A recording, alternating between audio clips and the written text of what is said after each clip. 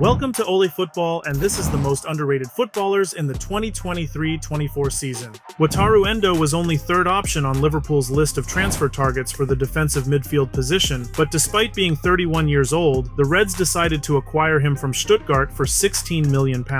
In Germany, he was regarded as a decent quality player, but he was never a top star, so the fans' reaction to this transfer was skeptical and somewhat negative. However, Endo quickly showed that his transfer was worth the money. Within a couple of months of joining the club, he became a key figure in Liverpool's midfield and demonstrated that he was the caliber of player the Reds needed. Statistically, the Japanese player is having an excellent season, and even when you watch the game on the stadium or on TV without any statistics, you can see how good and important he is for the team.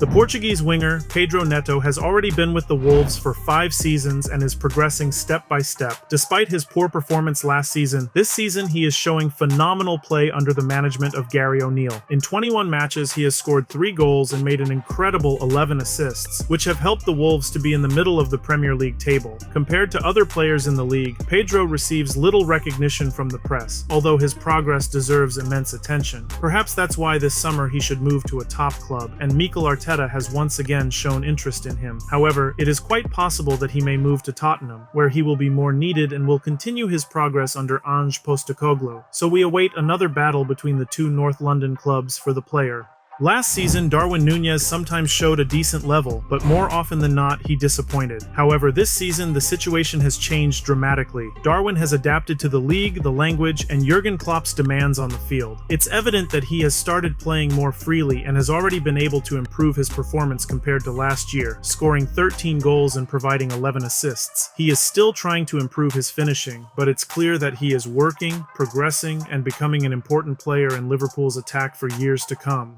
Honestly, I'm extremely happy for him in Liverpool.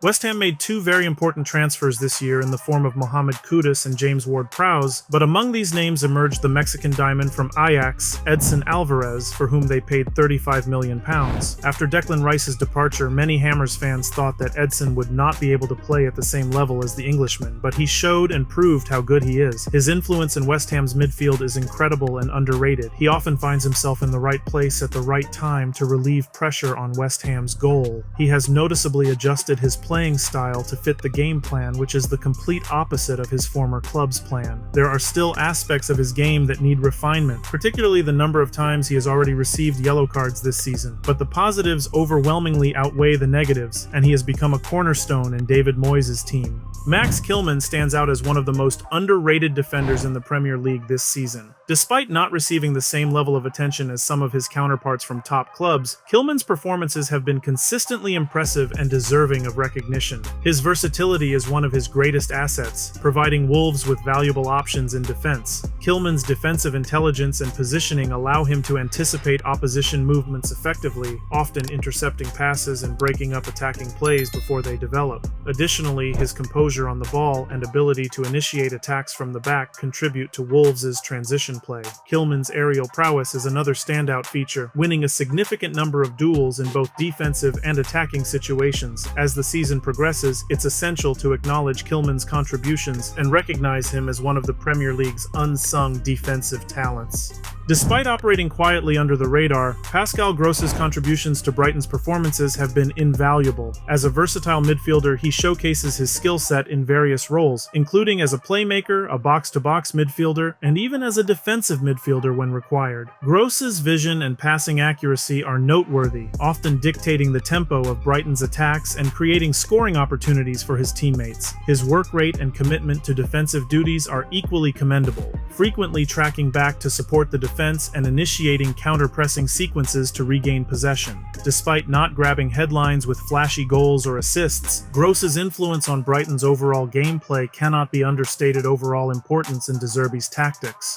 Marcus Thuram is arguably one of Inter's main transfers and a personal source of pride for Beppe Marotta, who has the talent to sign talented players as free agents. Everyone thought Thuram would draw attention to himself, but he is comfortable being the second fiddle in the attack of the Milan club, and their duo with Lautaro Martinez is tearing Serie A apart. The Frenchman complements the Argentine organically in attack, and besides scoring 12 goals, he has made 11 assists in 34 matches. His willingness to adapt and learn tactically from a master like Simone Inzaghi deserves nothing but respect. Joshua Zirkzee moved from Bayern to Bologna in 2022 on a permanent contract where he could receive more playing time on the pitch, but the first season in Italy proved to be unstable. Nevertheless, despite this, he impressed Thiago Motta with his work, and Motta believed in him so much that this season he is showing the best form of his career, scoring 10 goals and providing 6 assists in 28 matches. Currently, the Dutchman is a key player for the club and in Thiago Motta's tactics. Despite all his achievements, he does not receive much attention from the press, which on one hand does not hinder his progress, but on the other hand, it would be desirable for more people to see his talent, although he deserves recognition for what he is showing this season. If he continues to demonstrate such strong performance in the next season, we can certainly expect him to move to a more renowned club.